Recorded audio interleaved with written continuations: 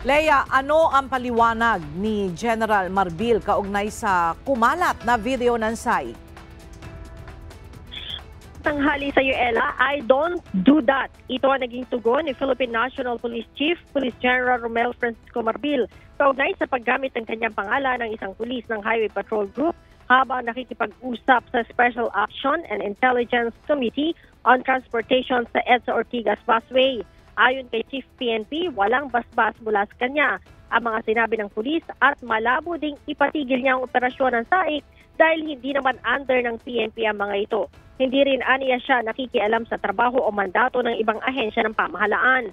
Samantala, Ella, sinabi naman ni Highway Patrol Group spokesperson, Police Lieutenant Dane Malang, na pinaiimbestigahan na rin ni HPG Director Police Brigadier General Eliazar Mata ang insidente, maging kung sino ang sakay ng dalawang sasakyan ng PNP na dumaan sa busway na mayroon pang mga escort.